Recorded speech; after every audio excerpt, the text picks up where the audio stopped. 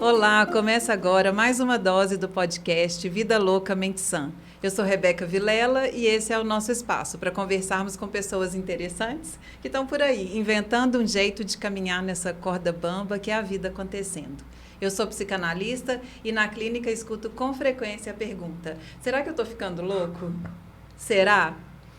O escritor português Antônio Osório tem um poema em que ele diz: há vários tipos de louco. Aí ele vai citar o louco hitleriano, o idiota, o depressivo, e eu vou destacar aqui um trechinho que ele fala assim: e há sempre um, o mais intratável, que não desiste e escreve versos.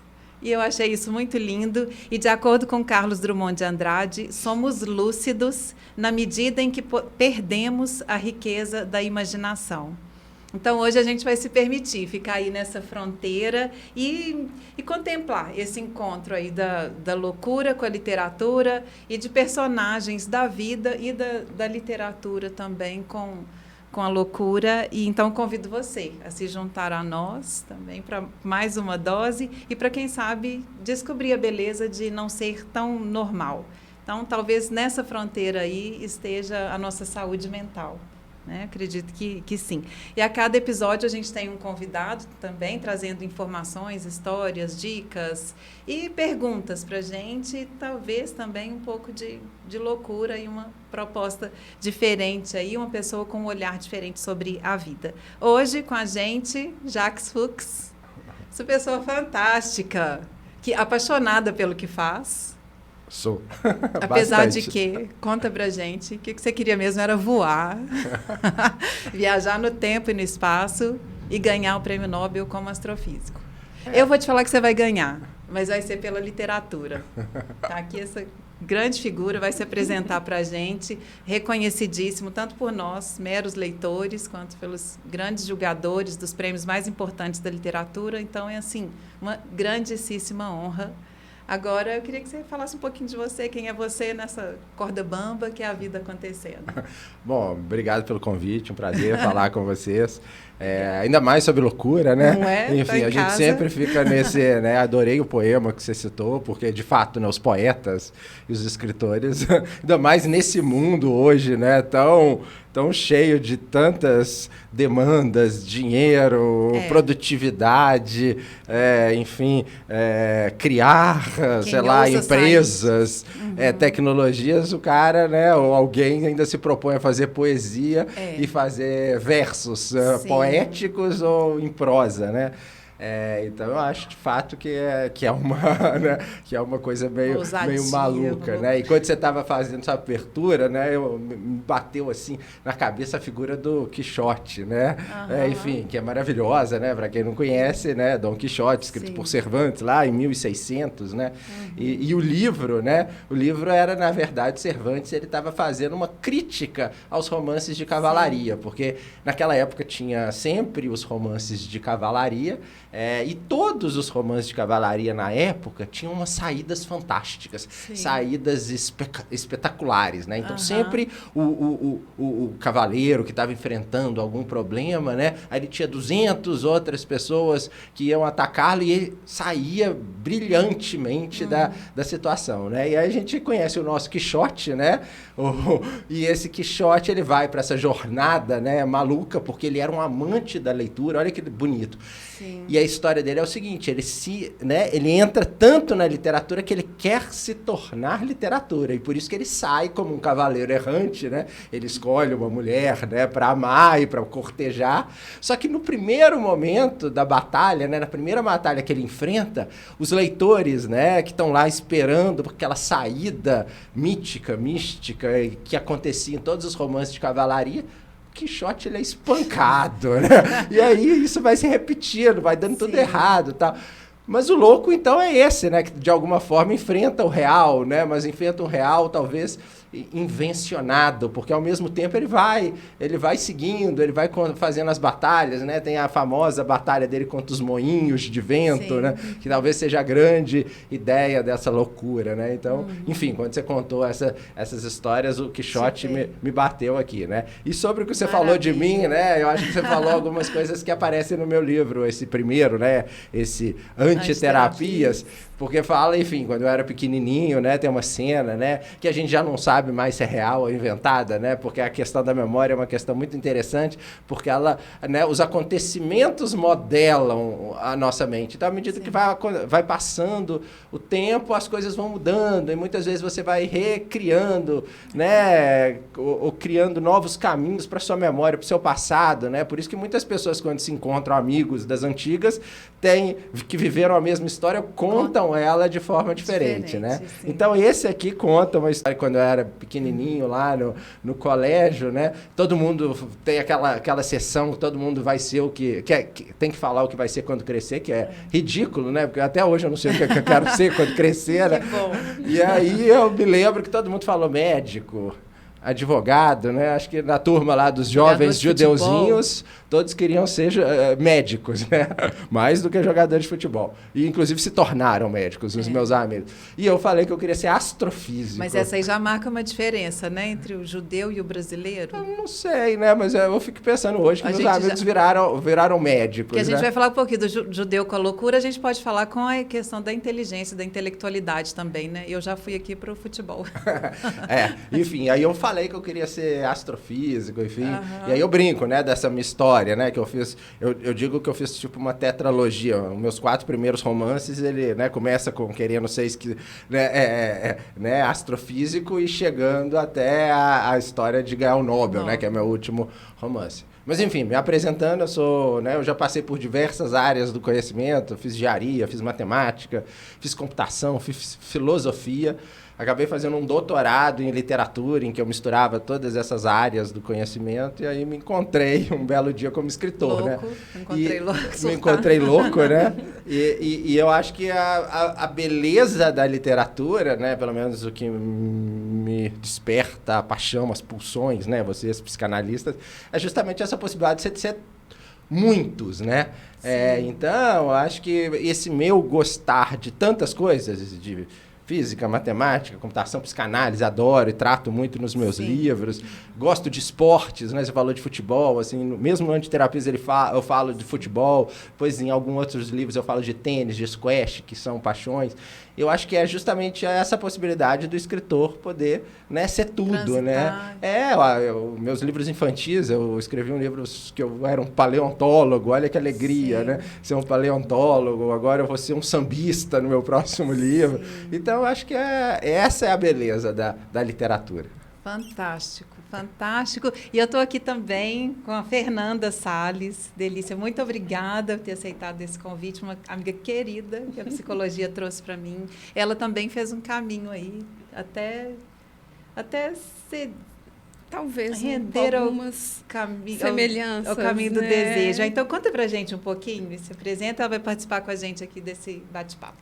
Bem-vinda. Obrigada pelo convite, Rebeca. Fiquei muito feliz e honrada de estar aqui com vocês. Não é? Né? Eu sou Fernanda e estou hoje como psicóloga clínica, mas venho de uma carreira um pouco diferente aí da área da saúde, né, Rebeca? Eu sou formada em administração, trabalhei muitos anos na área. E aí, nesses caminhos da vida, me deparei com a possibilidade aí de mudar de carreira. E me encontrei aí, né, na psicologia, na clínica. Hoje eu trabalho, né, diretamente aí com o atendimento clínico. E, assim, é um pouco isso, né? Eu falo que eu estou porque a gente não sabe, né, nas próximas curvas aí, o que é que também tá se vai fazer os olhos caminho brilharem, né? Porque eu acho que é isso, né? Quando a gente lê Dom Quixote, a gente vê que é aquilo que fazia os olhos brilharem e ele foi, né? Arcando aí com o custo da escolha dele, mas você vê isso muito no personagem, né? Eu acho que a vida é um pouco isso também, né? A gente tá em contato com aquilo que é nosso, assim, que faz o coração bater mais forte, né? Talvez seja loucura para uns, né? Não sei. É uma ousadia, com certeza é uma ousadia, mudar de área, né? Se propor, mudar de caminho e buscar aí esse caminho do desejo mesmo. Exatamente, Pegando, né, assim, se a gente tirar uma fotografia aqui do Brasil, né? Você sai da administração para a psicologia, né? Depois dos 30 não seria nada incentivado, né, Rebeca? Mas eu falo que a vida tem outra leitura, assim, sim, né? Outra leitura. Assim. O trabalho está em outro lugar hoje. Que bom, né? Que bom. Que bom que vocês ousaram. Lembrei, acho que eu vi um vídeo seu, Jax, você falando que alguém te perguntou isso sobre como que sai da tecnologia ou das exatas, né, para a letra. Você falou que é um voto de pobreza. Aí eu brinco que eu fiz, o São Francisco de Assis judeu, né? Fiz o meu voto. Eu trabalhava, eu fiz o mestrado em computação, trabalhava, enfim, entre outras coisas também. Tinha um pezinho na inteligência artificial, mas isso lá em 2000, né? Que, né, a galera quem conhece um pouco da história da inteligência artificial sabe que lá no ano 2000, 90, quem trabalhava com isso era meio jogado a escanteio, porque a gente não tinha dado para estudar, não tinha máquina. Era quase uma ficção. Não era uma ficção, mas era uma coisa científica, ainda... uma ficção científica. Que não chegava a lugar nenhum, sabe? Sim. E hoje a gente está vendo o boom que acontece, né? Mas eu não sei, assim... agora que eu virei escritor, né? Eu tô tentando virar escritor, né? Nessa luta, eu fico imaginando assim, nossa, imagina esse povo que acorda, tipo, né? Não tendo nada contra, claro, mas assim... são escolhas. De 9 a 5, assim, ou de 8 a 6... Eu não dou conta, assim, né? Porque o meu dia eu posso ficar 12 horas escrevendo meus livros, assim. Mas, para mim, isso é, tipo, muita alegria, assim, né? Sim. Tem as coisas chatas, óbvio, da literatura, né? Que é essa coisa, enfim, tentar vender, né? Claro, enfim, mas eu acho que é um sonho. E é muito legal mudar, né? De áreas, né? Sim. E áreas e áreas. Ai, que ótimo. E acho que fica a dica, né? O pessoal que está ouvindo, é possível. Não é fácil o que você está colocando aqui, né? Não quer dizer que você vai para um sonho, um grande sonho. Tem os perrengues. Tem um escritor que eu adoro, que faleceu há alguns anos, que se chama Philip Roth, que é um escritor americano, enfim, para mim um dos maiores. E uma vez perguntaram para ele, qual o conselho que você dá para uma pessoa que quer começar a escrever? Ele falou assim, não escreva. Mas a questão é justamente essa, né? Uma pessoa que... Porque eu acho que a escrita é uma coisa assim tão, sei lá, em outro aspecto, ou em outro campo, assim, que uma pessoa que tem que escrever, ela não aceitaria ou não, assim, a pessoa falar não. Sim. Então, assim, se alguém entender que escrever as inúmeras dificuldades vão te impedir de ser escritor, então melhor nem começar. Agora, assim, eu brinco que a escrita, trabalhar com a escrita, com a literatura, é você trabalhar sempre com o fracasso, porque você está diante o tempo todo do fracasso, assim. É do fracasso, sei lá, da sua expectativa em relação ao livro não acontecer, é o fracasso diante da página em branco, é o fracasso da escrita, é o fracasso de você tentar expressar alguma coisa que não tem palavras para serem expressadas. Então, fora os outros fracassos, das editoras, dos leitores, né? Eu brinco que eu escrevo assim, né? Se eu conseguisse escrever melhor, eu escreveria. E aí alguém escreve, sei lá, faz um review, fala que é uma porcaria. Pô, é sua alma exposta, né? E aí alguém fala, olha, sua alma não é uma porcaria. Não gostei, então você tem que viver com o fracasso, conviver com o fracasso. Mas quem escreve fala que precisa do fracasso para escrever, não é? Você não concorda com isso? Que é sempre a partir de uma angústia. Eu acho que existe, né? Talvez, como você falou, o desejo, talvez... Né? O desejo não é a falta, né? Vocês psicanalistas, não vem da falta. O Lacan falou isso, né? Então, justamente, né? Há uma falta, né? E você tenta preencher, mas ao mesmo tempo você nunca vai preencher, né? E aí você segue buscando. Mas o fracasso tá lá, né? Somos seres da incompletude, né? Não já dizia o Lacan. Né? Acho que é mais uma questão de como que a gente vai lidar com essa falta que é estruturante, assim, né? Sim. Ela não tem como a gente tamponá-la, né? É mais um saber lidar aí com flexibilidade, talvez, né? Sim. Acho que tem muito isso também. Eu falo a palavra flexibilidade pensando muito assim, né? Na minha história.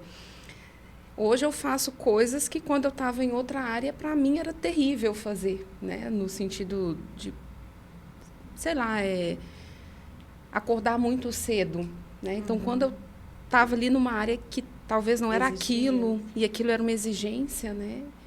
Isso, para mim, era muito doloroso, assim, nossa, não gosto. Hoje eu estou me vendo fazendo as mesmas coisas, ou até numa frequência, numa intensidade maior, mas para mim eu falo, não, isso aqui tem um sentido para mim. Né? Eu não estou ali numa estrutura que não condiz com o meu desejo, assim, sabe? Então, não é romantizar, porque a gente sabe que o processo de mudança de carreira é complicado, não é linear, né? E a gente busca a coerência nas coisas ali, achar uma coisa que ligue com a outra e ok, eu posso ir, não é assim. Mas, ao mesmo tempo, quando você tem esse start do tipo, opa, isso aqui não tá bom não, mas mesmo assim eu tô gostando. Eu acho que é um pouco por aí, assim, né? É bancar o desejo, né? Ele tem um preço, né? Tem um preço. Não, nem tudo são flores. Nem tudo é. Mas, ao mesmo tempo, quando você vai muito naquela regra, né? Às vezes a coisa tá até mais fácil, mas você tá sob o comando dessa regra. Então, para você, é insuportável, né? Aí, para os outros, mas, poxa, tá tão mais fácil. Não, mas é porque não é por aí que passa para mim, né? Não me toca da mesma forma que te toca. Então, acho que é muito isso, assim, não são as coisas em si, mas é como que a gente está se relacionando, né? Isso. E a minha carreira, acho que é um exemplo muito disso, assim, sabe? E foi o que vocês dois fizeram, saíram de áreas muito diferentes, né? Migraram, né? Para áreas muito diferentes, né? Bom, afinal, de onde vem a loucura? Existe um povo louco.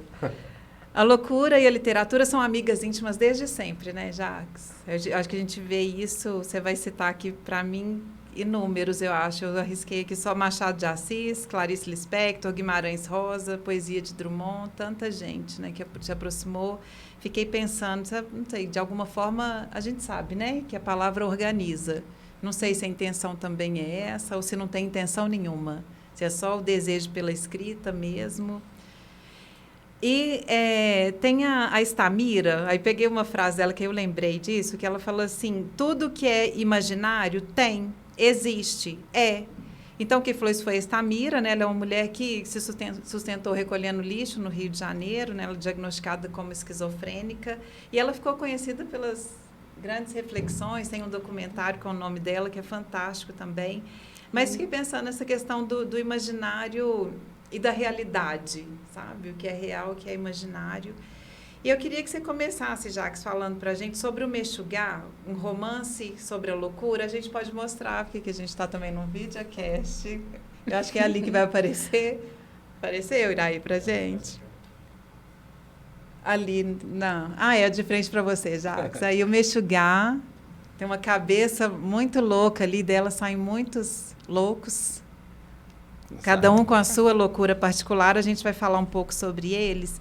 E eu acho que tem nesses escritos, em outros também, como no Antiterapias, que aí já fala sobre você, você mostra também para o pessoal o Antiterapias, a gente vai misturar aqui, pessoal, os livros.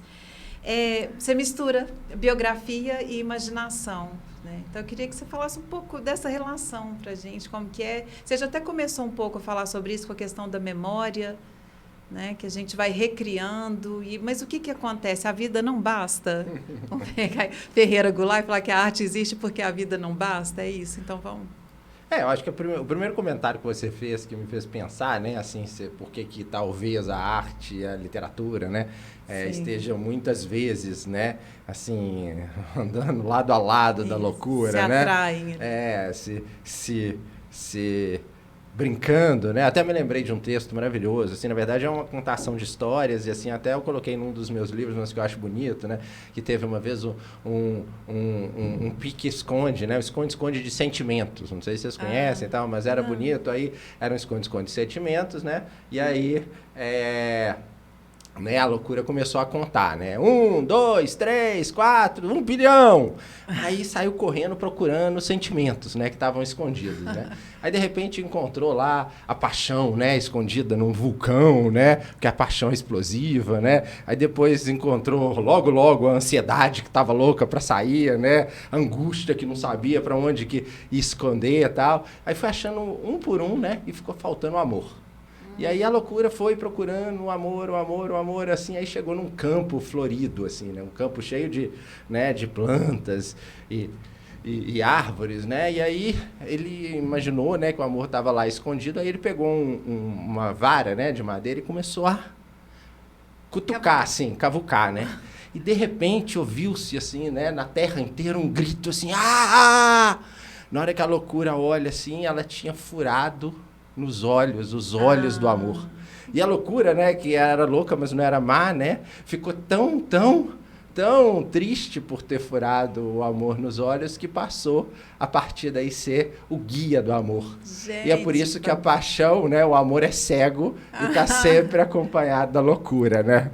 Então, eu acho que isso é lindo, né? É uma história que é uma história muito bonita, né? Mas eu fiquei pensando nessa questão da loucura, né, ou da arte sempre ao redor, porque eu fico pensando meio nessa coisa, né, do escritor de vasculhar, né? O escritor, eu acho que ele tem que ir a fundo, né? Então ele vasculha, né, as coisas, né, mais escondidas da alma, né? Assim, do seu eu, né? Imagina que um Dostoiévski, né, vasculhou aquilo de uma forma como ninguém, né? Crime e Castigo, os irmãos Karamazov, né? Clarice Lispector, que você falou, puxa, ela era, né? Ela estava em constante procura, busca e angústia e vasculhando a alma, né? Talvez ninguém tenha se deparado, né, com a alma barata, né? Porque tem, né, a paixão segundo Diago, ela come uma barata, né? Ela quer buscar aquela essência, né? Então, assim, né, eu fiquei imaginando também quando você estava falando da arte, né? Tem um artista que eu adoro e também ele ficou, né, lado a lado, enfim, até se suicidou muito novo, né? É o Pollock, que, né, para quem conhece aqueles quadros funcionais dele, aquela coisa. Então tá sempre muito próximo, muito enraigado, né? Essas coisas, né? Talvez por causa da angústia também e tal, mas assim, não entendam que todos os escritores são assim, né? O processo de escrita também é um processo de razão, né? Que você tem que, de alguma forma, entender o texto, né? Mas, enfim, agora a loucura está sempre aí, né? Eu pensei, por exemplo, no David Foster Wallace, que é um escritor americano maravilhoso, enfim, que ele morava perto de onde eu morava, em Harvard também. No próximo livro eu falo muito sobre ele, assim, embora ele tenha morado lá outro tempo, mas ele era um cara muito angustiado, tal, enfim, quando chegou em Boston,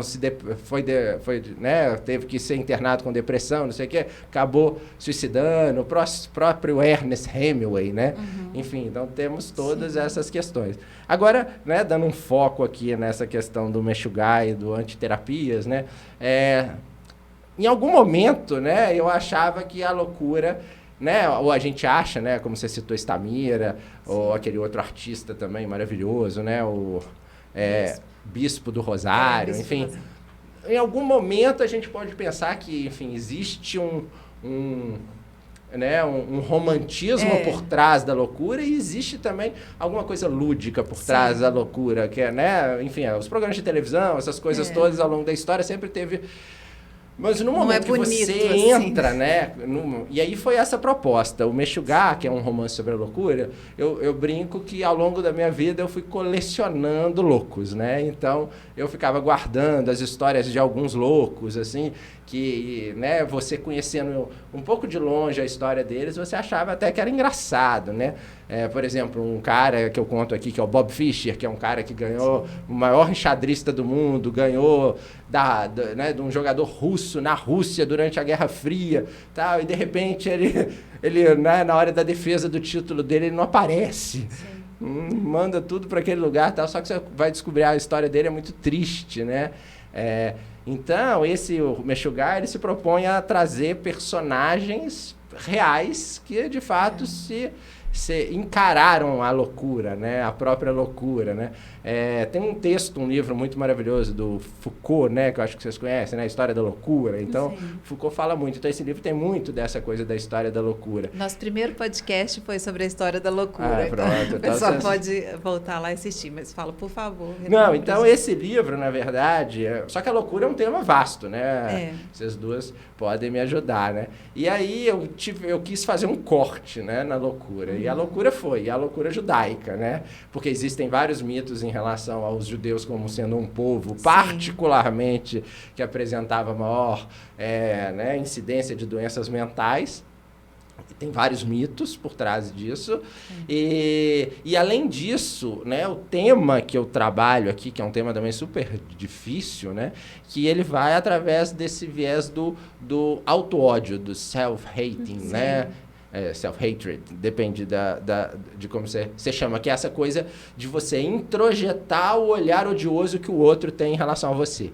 Isso acontece muito com grupos minoritários, né? Por exemplo, tem um filme que eu adoro, do Tarantino, né? Que ele coloca um personagem lá, um negro, que era um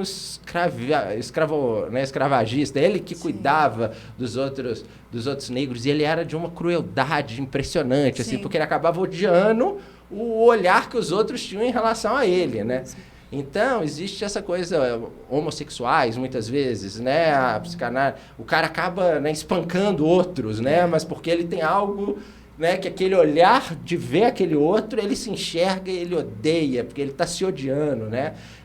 Enfim, então eu fiz um corte no auto-ódio judaico, que os judeus também, ao longo da história, foram odiados. São os personagens que você cita ali que tem isso, né? Odeiam o próprio povo, ou a própria cultura. Exatamente, porque, na verdade, eles foram tão perseguidos, tão odiados ao longo da história, que é também uma coisa que eu trabalho no meu último livro, desse trauma transgeracional, né? Das coisas que vão passando de geração em geração, acaba que você abraça esse ódio, né? E muitos desses personagens... E também acho que é uma questão cobrando uma reação mais vigorosa do próprio povo, não é? Por exemplo, do judeu em relação à opressão. Eu percebi isso um pouco no Mexugá, não contando alguns casos assim de... meu povo deveria ter sido mais agressivo na reação. Na verdade, isso é um outro mito, né? Assim, existe um mito, que é, inclusive, o mito dessa fundação do Estado de Israel, que é o Estado de Israel que eles queriam fundar, e fundaram em 1948, foi um Estado para ser um Estado forte, brigão. A gente está vendo isso, que Israel hoje está indo para uma extrema direita absurda, né? Contra tudo e contra todos, que para mim é um tiro no pé, né? Enfim, mas eles criaram, né? Existia após o Holocausto, né? Esse genocídio, enfim, da Segunda Guerra Mundial, muitas pessoas não acreditaram que de fato tinha acontecido aquilo. Então, enfim, as pessoas acharam que os judeus, né? Tinha até umas expressões falando que os judeus se deixaram abater. E aí, enfim, criou-se esse mito aí, né? Mas que é um mito, que é totalmente mentira, né? Enfim, a gente sabe como que... mentira que você disse que não foi uma reação apática. Não foi uma reação apática. E também do outro lado, né? E também do outro lado, eles são muito inteligentes e muito perversos, né? O controle é muito, muito bem feito de prender os líderes, de torturar os líderes. Igual a gente pode pensar também os povos escravizados ao longo da história, que hoje a gente está conhecendo melhor um pouco, tentando conhecer um pouco melhor a história, né? Muitos falam, eles deixavam-se se escravizar. Não, era uma crueldade sem tamanho. E houve, de fato, muitos levantes, mas, enfim, é muito difícil, né? Você se levantar contra isso, né? Então, enfim, são histórias, né? E aí eu trabalho bastante com essas questões da loucura no Mexugá. E acabo que me tornei um Mexugá, né? Mexugá em hebraico significa louco, isso, né? Traduz pra gente, por favor. Mas é um louco específico? É o judeu louco? Ou não, é o louco? Mexugá, Mexigna, em Yiddish, né? Eu sempre ouvi Mexigna, né? Minha família é uma família que, inclusive, eu conto, né? Nesse último livro, o meu pai e o fim dos judeus da Bessarábia, né? É uma família que veio da Bessarábia, que é a Moldóvia, que é a Rússia, que é a Romênia, porque depende do período em que foi conquistado. E essa galera aí da minha família, todo mundo falava Yiddish. Yiddish é uma língua, inclusive, quase morta, né? Assim, ainda tem alguém que resiste falando Yiddish. Inclusive, a gente teve um prêmio Nobel de literatura chamado Isaac Bashevis Singer, que foi o único cara que escreveu em Yiddish e publicou né, ganhou um Nobel de literatura, mas o Yiddish acabou sendo, e isso a gente encontra também em outras famílias e hoje está sendo resgatado, porque o Yiddish é uma língua de tanta dor, porque, enfim, quem falava Yiddish acabou sendo perseguido e dizimado. Então, quando você vai para um outro país, quando você quer recomeçar uma vida, você até recalca, né, essa língua. Você não quer que seu filho fale essa língua, porque essa língua traz toda uma carga cultural. Isso, na verdade, eles acreditavam, né? Por exemplo, brasileiros que vão morar nos Estados Unidos, muitos deles não falam português com os filhos, porque querem que o filho seja americano, ou, enfim, né? Só que hoje as coisas, assim, depois desse trauma transgeracional, a pessoa vai vendo, não, que não adianta o silêncio também, porque isso se transmite de outras formas. Então, mexigna é um termo que eu sempre ouvi, desde pequenininho. Seu mexigna, todo mundo se xinga mexigna, né? Eu até pensei no livro chamar mexigna, mas aí ia ficar muito difícil, né? Mexugar é menos difícil, que é a versão em hebraico, para louco, para loucura, né? Sim. Então, assim, na verdade não é especificamente a loucura judaica, né? Sim. Mas louco de uma forma geral. Só que eu quis dar um corte, né? Porque eu não consigo falar de todas as loucuras. São muitas. Você, Jacques, falando do auto-ódio, me passou, né, aqui na cabeça a questão da identidade, assim, né? Como que a nossa identidade, ela já começa a ser constituída muito antes da gente nascer, assim, né? E como que tudo perpassa pela narrativa. E aí me veio muito isso, sabe? Essas narrativas que foram construídas, né? E as pessoas que já nascem inseridas aí, né, nesse contexto e que já nascem, você é o filho daquela pessoa. Então, assim, independente do contexto que ela viva, já tem uma história que a precede. Sim. E essa história, de alguma forma, já estrutura também a pessoa, né? A gente vive pelas histórias, né? Somos seres da linguagem. Então, quando você me diz do auto-ódio, eu me recordei da primeira pessoa que você cita, a Sarah, né? E aí você vê como que ela, a visão que ela tem dela mesma, a forma como que ela se enxerga no mundo, foi atravessada por uma narrativa muito injusta, muito cruel, né? Assim, então, eu achei, né, muito, muito forte a forma que foi contada. E quando a gente pensa assim, né, na escrita, exige muita coragem, né, para poder estar em contato com esse nosso interior, assim, né? E eu vi muito isso na história dela. E de alguém que não cabe também pensarmos há uma solução única, porque é uma marca muito forte na vida, né? E ela mesmo se questionando ao longo da existência, né, qual a mãe que eu amo mais? Não, mas essa é a minha mãe verdadeira, mas aquela lá era a minha mãe que me amava, mas que odiava os judeus. Então, como viver com essa ambivalência toda, né? Assim, eu achei muito profundo, assim, muito bonito. Parabéns, assim. Eu tive a oportunidade de ler o livro todo, mas o contato que eu tive, assim, eu fiquei impressionada. Já é um grande assim, impacto, né? Essa primeira personagem. Você podia contar um pouquinho a história dela. Eu fico muito impactado com a Sarah Kaufman. Na verdade, eu descobri a história dela quando eu morava nos Estados Unidos, lá. Ela tinha estado lá em Harvard também, mas em outros tempos, né? Enfim, a Sarah Kaufman, né, que, enfim, para quem conhece, é uma das maiores né, filósofas e especialista em Nietzsche. E história da arte também. Ela tinha um monte de trabalhos já publicados e ela era uma pessoa, né, quem a conhecia falava que ela era uma pessoa de muito difícil trato, que sempre não gostava de contato e que sempre regurgitava, enfim, né, somatizava de várias formas e ninguém sabia muito bem de onde que vinha essa história e o que ela, né, por que ela era assim, né? E aí, um cara que eu estudei no meu doutorado, que se chama Georges Perec, o Georges Perec é um escritor francês que, quando ele tinha 5, 6 anos de idade, ele perdeu os pais no Holocausto. A mãe morreu em Auschwitz e o pai morreu no fronte. E ele constrói um projeto literário de tentativa de reconstrução do passado que ele teve com os pais. Ele escreveu um livro, né, que a ideia dele é o que eu faço no As Coisas de Que Não Me Lembro Sou, só que é o contrário. O Perrec escreve um livro que se chama Je me souviens. Eu me lembro. E aí ele vai trazendo as coisas que ele se lembra e tal. Mas um livro que ele escreve é um livro maravilhoso, que tem a tradução para o português, e ele escreve com uma voz mais infantil, chama W, a Memória da Infância.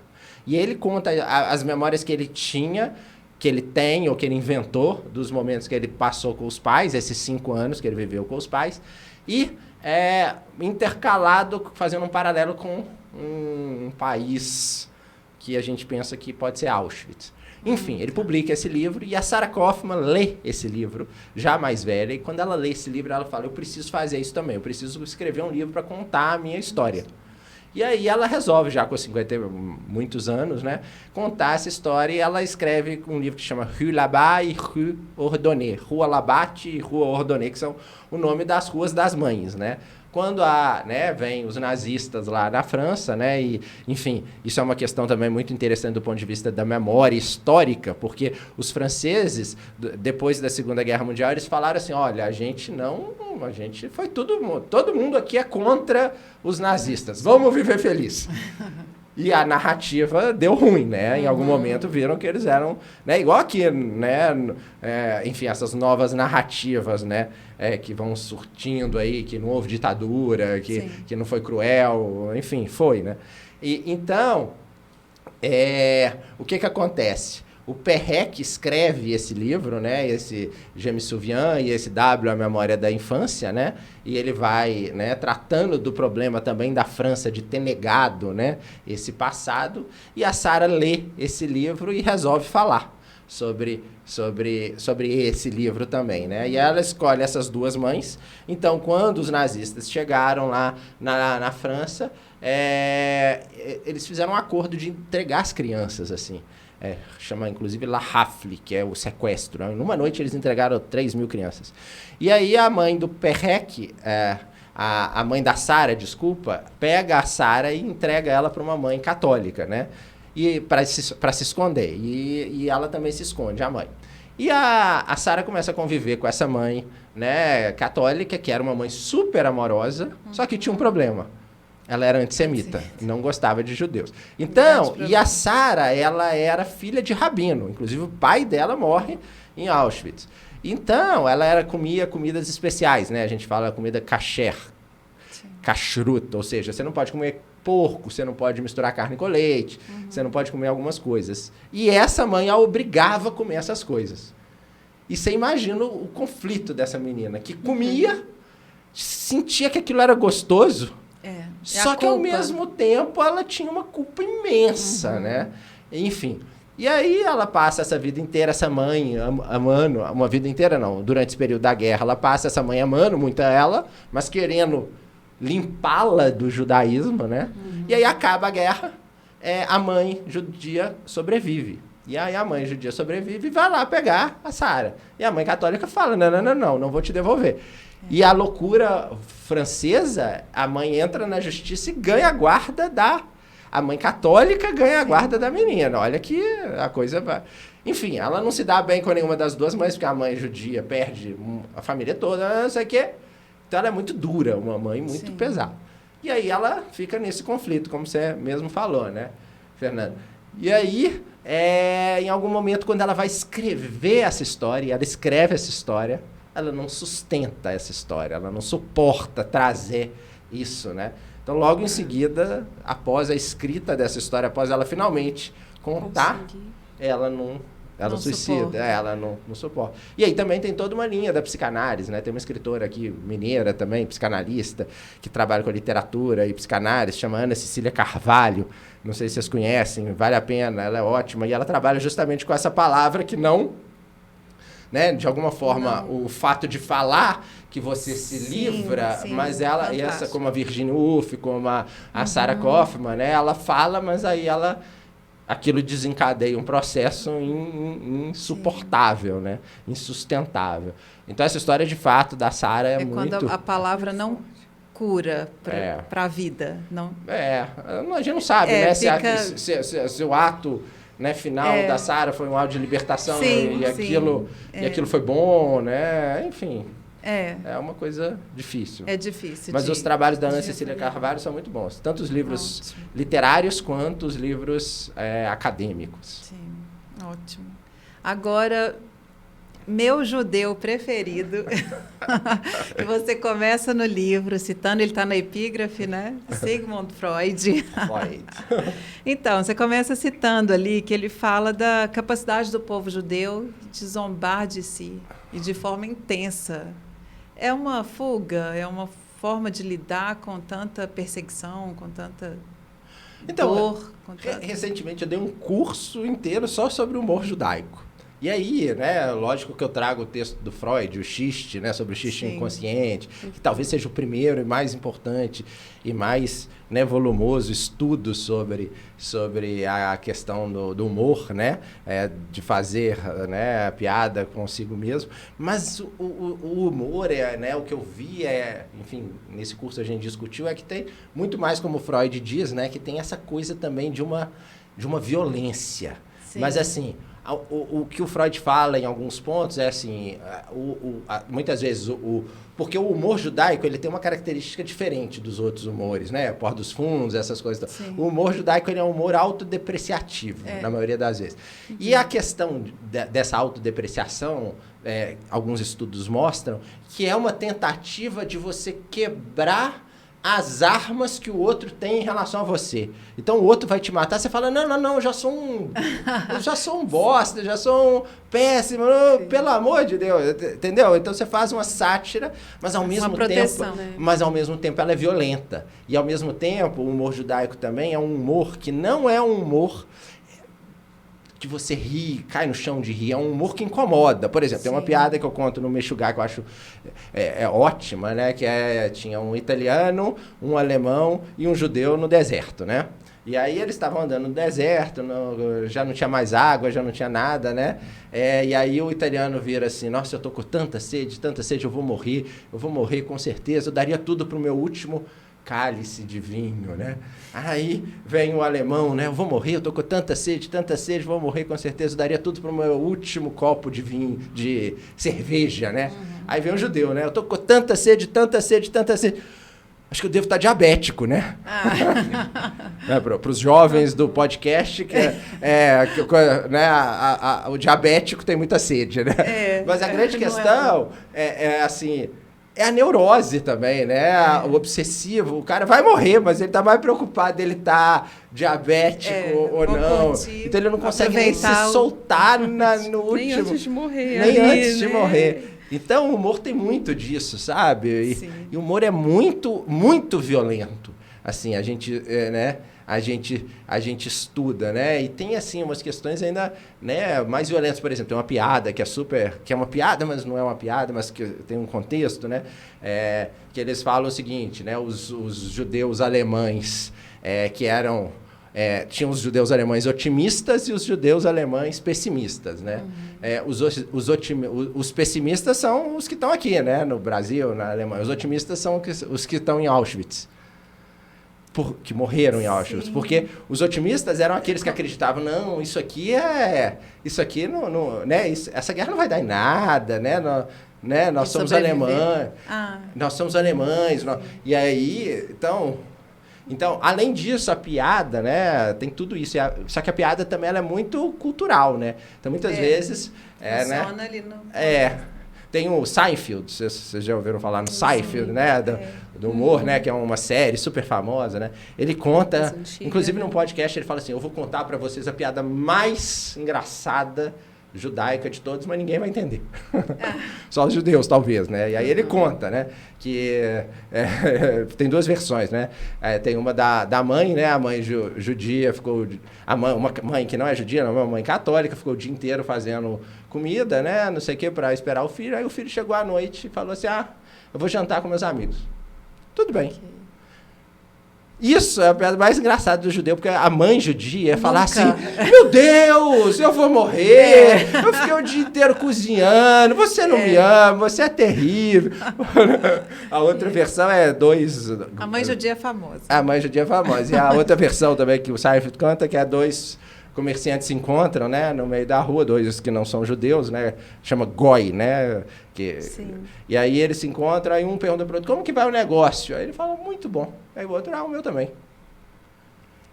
Isso não existe no judaísmo. Pode o muito Safra bom, encontrar com o Cabrini, 2 bilionários, e perguntar como que vamos o negócio. Muito péssimos, bom. Péssimos, péssimos, né? Aí vai falar, o meu carro quebrou, ou minha filha vai casar e eu não tenho dinheiro, sabe? Então a piada tem a violência, tem a sátira, tem essa tentativa de quebrar o outro no ódio em relação a ele. Tem também toda essa questão cultural que muitas vezes a gente não entende piadas, né, de outros povos e não sei o quê. Tem toda também, né, o Freud fala também, toda coisa do inconsciente. Sim. Então é muito interessante você estudar a piada e estudar essa coisa da piada judaica, que é essa piada da autodepreciação, né? E eu faço isso muito, né? O Antiterapias... Eu quero saber como é que você trouxe esse humor, né, para a sua escrita. O Antiterapias, assim, né? Eu sempre gosto muito do Philip Roth, né? Que é esse, né? O livro, né? O Antiterapias, ele nasce quando eu leio, né? Ainda novo, o Complexo de Portnoy, que é um livro do Philip Roth, que quem não leu aí, leia, né? E aí, enfim, na década de 60, a ideia do Complexo de Portnoy é que na década de 60 ele traz, né? Tava tendo o boom da psicanálise nos Estados Unidos, né? E ele traz pela primeira vez no divã a literatura, né? Então ele coloca esse personagem Portnoy contando toda a coisa da relação à mãe, toda a coisa da relação da sexualidade, né? É muito engraçado, né? Mas é muito assim, né? É um engraçado que você fica até constrangido, né? Por exemplo, quando ele está falando né, da masturbação dele, compulsiva em todos os lugares, em todos os dias, enfim. E aí eu falei, quando eu li esse livro, eu falei, uai, eu posso também escrever, né? E aí esse Antiterapias também, né? Eu trago e ele é um livro muito, né? Também que eu acho, né? Que tem muito humor, né? É um livro que você ri, mas ao mesmo tempo... um humor que incomodou muita gente. Né? Incomoda, assim, um pouco, né? Porque, na verdade, a questão que incomoda mais o Antiterapias não é o humor, é a questão da autoficção. A autoficção é um termo cunhado lá na década de 70 por um escritor francês chamado Dubrovsky, porque essa tentativa de autobiografias, a gente, né, hoje a gente sabe na psicanálise, não sei o quê, toda tentativa de você contar a sua vida, você está ficcionalizando ela de alguma forma, né? Então, foi por terra essa coisa de escrever uma autobiografia, assim, muito real. Aí ele usa o termo autoficção. Só que a questão da autoficção é que ela incomoda muita gente, sobretudo as pessoas que estão ao redor, né? Por exemplo, Dante, quando escreveu os Círculos do Inferno, né? Ele colocou nos Círculos do Inferno as pessoas que ele não gostava.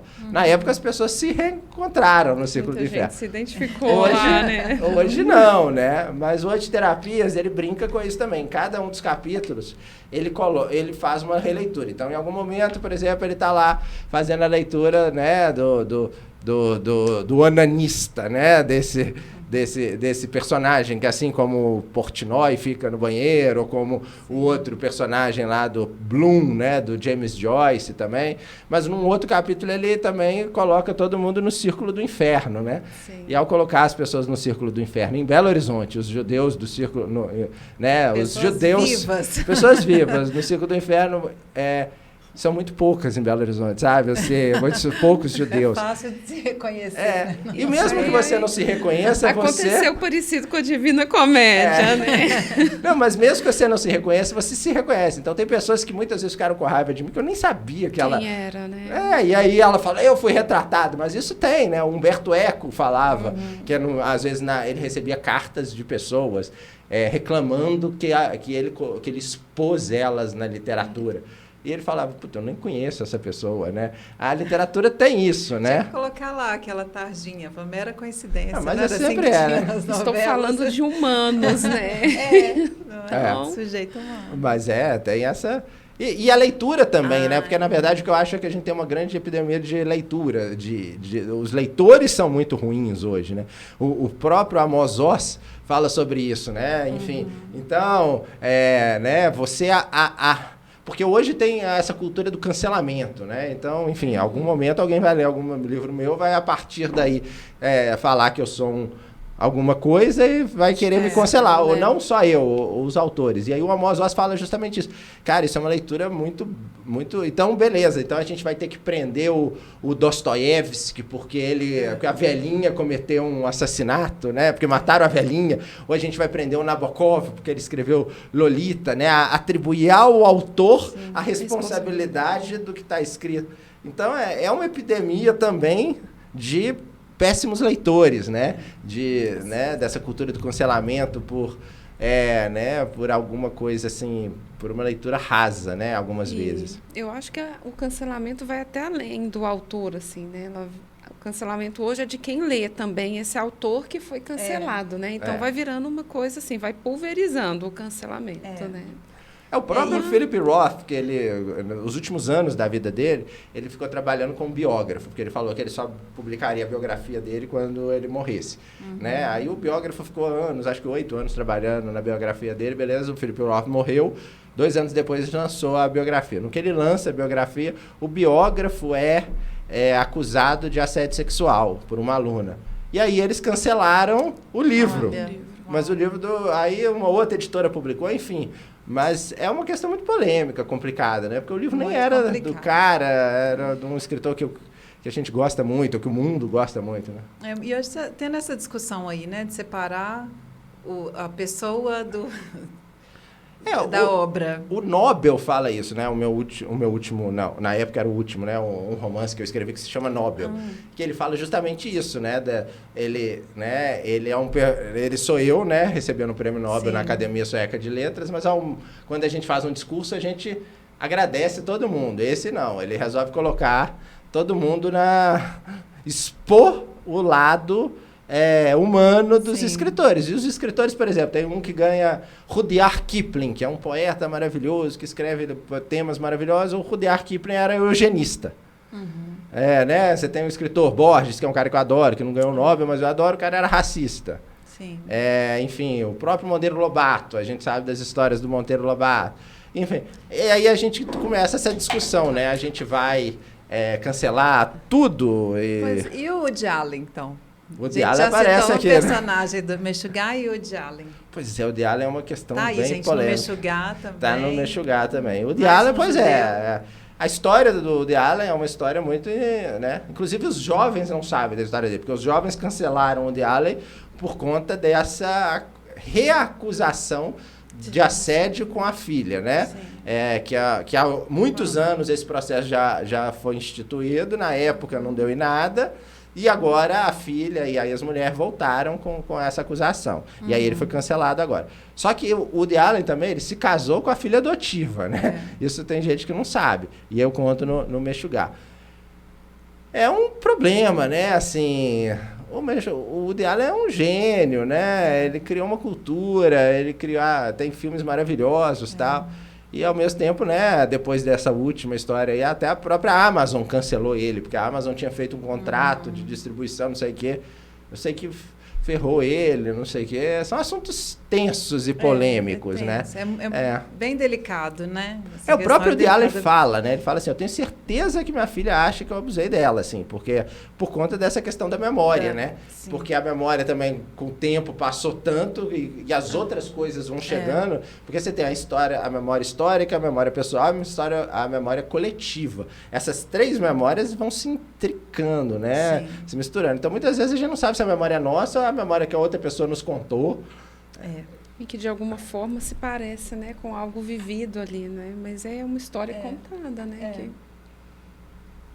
Pois é, e isso é interessante pensar pela psicanálise, né? Que é essa história contada e essa história narrada que é o que importa ali no setting analítico, e não a verdade dos fatos, né? Qual é a verdade dos fatos, né? Se você estender isso para o mundo contemporâneo, talvez isso seja um problema, né? Porque uma narrativa bem narrada, ela se coloca no lugar... funciona no setting psicanalítico. Mas na vida pode dar problema, né? Assim, né? Então, beleza, vamos contar uma história aqui, é isso que acontece, né? A narrativa humana é a narrativa... Hoje a gente está vendo, assim, né? Enfim, tem um escritor que fala, enfim, que pela primeira vez a história, a verdadeira história está sendo contada pelas feministas negras, porque elas que têm, de fato, uma narrativa que foi a mais próxima de uma verdade que a gente nunca ouviu, né? Então, porque a narrativa sempre foi branca e falocêntrica, né? É de quem venceu, né? Do vencedor. Do vencedor. Então, ele está falando, não, a narrativa agora, que é talvez esteja mais próxima, é a narrativa do feminismo negro, das escritoras negras, que estão trazendo uma coisa, né? A Estamira, né? Ela foi um documentário há muito tempo atrás, mas própria, né? Como chama? Da favela, como que é? O Diários da Favela, eu esqueci o nome dela, que acabou de lançar, eu esqueci o nome, daqui a pouco eu lembro, mas enfim, é um livro maravilhoso, né? Sim. E aí tá sendo agora republicado, rediscutido, então acho bem interessante. Jacques, tem um último personagem no Mexugá, a gente já vai caminhando para finalizar aqui. E o que acontece com ele? Ele enlouqueceu junto com os seus personagens? É o que tá lá tem uma brincadeira no livro, né? Tem a capa, né? E aí vocês estão vendo que tem a inclinação da cabeça e saindo os loucos pela cabeça, e eu fiz questão de pedir para colocar a minha foto na mesma inclinação, né? Ou seja, o louco aqui é o escritor, né? Talvez, né? Então esse capítulo é o encontro desse escritor, né, desse narrador do livro, que não tem nome, é em terceira pessoa, né, com os personagens que ele descreve, e acaba que ele, de alguma forma, ele introjetou todos esses personagens nele mesmo, né. Eu achei interessante, você fala que ele foi confrontado, né, na vida, na sua própria loucura também. Eu gosto muito desse último capítulo também. Sim. Acho que tem alguns textos, assim, que saem de mim, assim. E eu acho que esse último capítulo saiu, e As Coisas que Não Me Lembro, Sou, também saiu de um lugar. A Clarice fala isso, né? A Clarice Lispector, ela fala assim, de todos os textos dela, tem um que ela não sabe de onde que veio, como saiu. Nossa. É o ovo e a galinha. E aquele, né? É o texto dela, né? Ela se estranha em relação ao texto, né? Eu acho isso muito bonito, porque eu sempre falo que muitas vezes as pessoas leem trechos dos meus livros e eu não tenho a menor lembrança desse trecho de ter sido escrito por mim. Porque eu acho que você entra num transe, numa catarse, que a literatura é isso, né? Eu fico sempre pensando, né? Eu brinco, né? Imagina, eu não posso nunca pensar minha mãe lendo meus livros, né? Enquanto eu estou escrevendo meus livros. Senão vai censura. Censura. E ao mesmo tempo, muitas vezes eu recebo a prova da editora tempos depois. Aí na hora que eu vou ler, eu falo assim, nossa, Jacques, por que você escreveu isso? E não sei o quê. Mas aí eu falo, não, teve teve aquele transe, aquele negócio. Então, eu mudo muitas coisas, muitas vezes, tal, mas... Naquele pedaço, a racionalização não deu tempo de chegar, assim. E é bom que seja isso, e ok, né? Não vou nem voltar para conferir, porque senão... Não, eu volto muitas vezes, mas naquele processo, porque, como eu disse, eu escrevo 10 horas por dia, mas nas 10 horas que eu escrevo uma página. Então, nada mais do que isso. Então, você vai, volta. Mas aí que começa o transe, né? Nesse ir e voltar. E depois, na reescrita, que eu reescrevo umas 30 vezes. Aí... eu quero finalizar, legal. Mas não quero. Então, eu queria só mais uma coisinha. A literatura é um refúgio? Estou pegando também do Mexugá. E aí eu fiquei pensando, porque esse último capítulo, ele chama Pertencer, a verdadeira morte. Né? E aí, é uma alternativa ao não pertencimento? Na verdade, esse pertencer, na verdade, eu faço um paralelo com o texto da Clarice. A Clarice tem um texto que chama Pertencer, e esse pertencer ela fala com uma dureza, né? Porque ela fala que ela foi concebida porque na época imaginava-se que uma mulher que tivesse doente, a mãe dela que estava doente, que especula-se, inclusive, que seja sífilis, né? E sífilis também, durante muito tempo, foi atribuída ao povo judeu, né? Como a doença, né? Que se espalhava por conta deles. A Clarice nasce para curar a mãe, porque existia esse mito de que quando a mulher estava doente, ela engravida, ela vai curar. E aí ela nasce e a mãe não cura, morre. Então, vocês imaginem o peso, né? Então, de alguma forma, pode ser, né? Esse capítulo também é um capítulo que tenta uma cura, que tenta talvez um refúgio, né? Mas que não acontece também. Não acontece. Então, Mas é a escrita, mas né? Mas também que eu pensei que seria uma resposta ao não pertencimento, né? Eu acho que pertencer e não pertencer, você fica... na fronteira. Nem a fronteira, né? Você fica entre um e outro. Vai, volta, vai, volta. Acho que a questão judaica é muito essa, né? Eu, por exemplo, eu sou um judeu que, assim, me sinto bem marginal, assim, à margem, sim, né? Aqui no Brasil. Aí todo mundo fala, então vai para Israel, né? Mas Israel também. Lá não tem nada em comum, assim, a não ser uma abstração, assim, sim, né? Então, e aqui também eu não tenho, né? Eu não sou religioso. Mas ao mesmo tempo que está à margem, está dentro, né? Isso está introjetado. Tem, só que assim, numa característica talvez só minha e talvez só monstruosamente minha, porque assim, eu não sou filiado a um grupo religioso, porque os grupos religiosos se encontram de alguma forma, eu não gosto, né? Ou se você é um cara que... antiterapias. Que você vai para Israel, então, beleza, tem aquele amor ao país. Não, eu sou brasileiro, eu gosto daqui, de Belo Horizonte, não sei. Gosto de Israel, mas não sei se eu abraço aquilo, sabe? Assim como meu lar, né? Então, você fica lá, sem ter lugar, né? O não lugar. Fantástico. Olha, eu vou finalizar com esse que é o xodó, né, gente? Ele é lindíssimo. As coisas que não me lembro sou. E tá aqui. Não me lembro da primeira vez em que conheci de perto a loucura da outra, a loucura pelo amor, a loucura de todos nós, a minha primeira loucura. Isso é muito lindo. E mais um trecho. A ilustração também é bonita da loucura, porque é uma mão, assim, como as formigas, que remete de fato à loucura, né? Sim, acho que dá para ver. Né? E mais um trecho, olha, não me lembro mais das vidas que roubei, dos sonhos que reinventei, dos versos que plagiei. Não me lembro de tudo que sei, não me lembro de tudo que não sei. Bonito. Eu não me lembro da escrita. Não me lembro de ter escrito. Não me lembro de ter escrito, mas ao mesmo tempo, tudo que eu leio as coisas que não me lembro, eu acho bonito. É muito bonito, é muito bonito. E então que a gente se permita algumas loucuras, né? Se aproximar da literatura. Aqui a ideia desse podcast é uma pausa para a gente pensar um pouco sobre essa vida louca que a gente está levando e em que medida é legal permitir um pouco de loucura. É um jogo que a gente faz aí com todo respeito, sem romantizar, como você falou. Acho muito importante mesmo a gente frisar isso. A loucura não é bela, né? Não é assim, mas tem muito... Ela instiga. Ao mesmo tempo que ela nos assusta, ela nos atrai. Então, a gente está aqui para falar das loucuras, ou das facetas da loucura, né? E a de cada um de nós também. Permitir, a gente está se permitindo se aproximar mesmo dessa fronteira aí. Então, eu quero agradecer, Jacques. Obrigado, acho que eu falei demais, né? Que bom, que bom. A gente ficaria aqui mais um tempão, né, Fernanda? Com certeza. Obrigada. Eu que agradeço, fiquei muito feliz de participar com vocês. Obrigada, Jacques. Bom, a gente vai, então, agradecer a vocês, até a próxima e a gente continua aqui no nosso papo. Louco, muito louco.